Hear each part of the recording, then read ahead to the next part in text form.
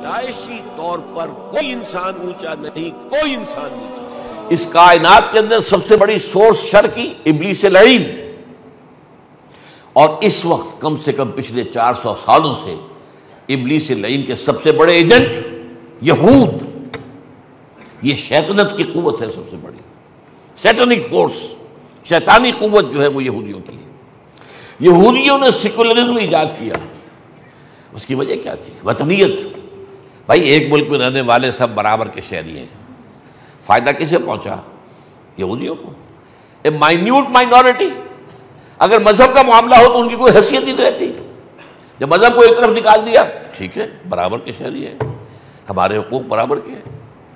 تو وہ جو ان کو ایک دم اس سے سیکولرزم کی یہی وجہ ہے، آپ $1 نوٹ لے کر دیکھیں گے اس کے اوپر جو بنا ہوا ہے وہ پیرامڈ، اور پیرامڈ کے نیچے کیا لکھا؟ آرڈرس نووس سیکولورم،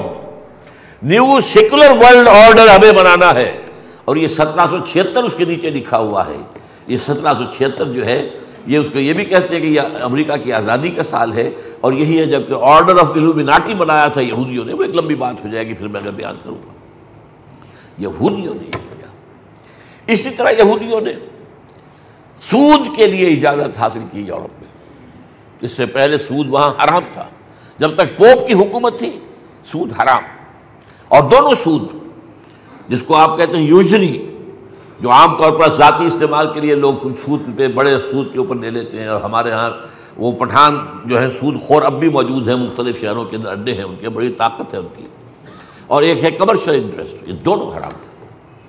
لیکن یہ انہوں نے ہی در حقیقت پھر اس کی اجازت لی،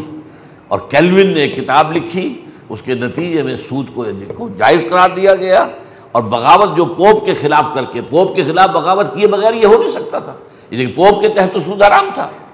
تو پوپ سے بغاوت کر کے پہلا جو چرچ قائم کیا ہے پوپ سے باغی ہو کر، وہ چرچ آف انگلینڈ تھا، اور پھر جو پہلا بینک دنیا میں قائم ہوا وہ بینک آف انگلینڈ تھا۔ اس انگلینڈ کو یہودیوں نے کہا دس از آور نیو اسرائیل، یہ تو ہمارا اسرائیل ہے، ہمیں تو یہاں جنت مل گئی ہے، ہم یہاں آ گئے ہیں، ہم برابر کے شہری ہیں، سارے حقوق شریعت کے ہمیں حاصل ہو گئے، اور ہمیں یہاں پہ یہ جو ہے سود کے ذریعے سے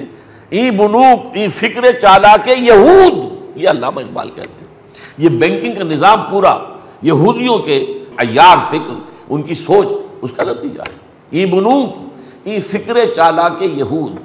نور حق السینہ آدم ربود،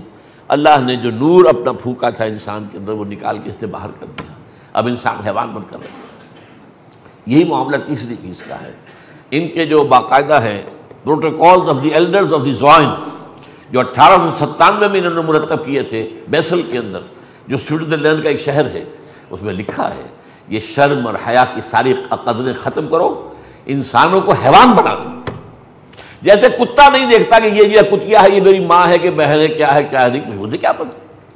اس نے تو اپنی جو ہے جنسی خواہش پوری کرنی ہے، کتیا ہے بس، کتیا ہے، ٹھیک ہے۔ اسی طرح یہ سارا معاملہ ختم کرو، اور انسانوں کو اپنی شہوات اور خواہشات کا غلام بنا دو، حیوان بنا دو، تاکہ ہم حیوانوں کو پھر استعمال کر سکیں، جس طرح انسان حیوانوں کو استعمال کرتا ہے۔ آپ گھوڑے کو استعمال کرتے ہیں نا، ٹانگے کے آگے باندھ دیا، اسے کھانے کو اسے کچھ نہ کچھ تو دیں گے، تبھی اگلے روز بھی باندھیں گے، یہی ان کا معاملہ ہے۔ بیل کو آپ نے اگر جوتنا ہے ہل میں تو آخر آپ اس کی خوراک کو تو دینی ہے، تو ٹھیک ہے پوری دنیا حیوان بن جائے، کچھ نہ کچھ ہم ان کو بھی دیتے رہیں گے، لیکن ان کی کمائی کا جو اصل ملائی ہے وہ ہم کھینچ لیں گے سود کے ذریعے سے، وہ ہمارے پاس آ جائے گا، اور یہ جو تل چھٹ ان کو چھوڑو۔ تو یہ در حقیقت تینوں چیزیں ان کا مرجع، منبع، سرچشمہ یہود ہے۔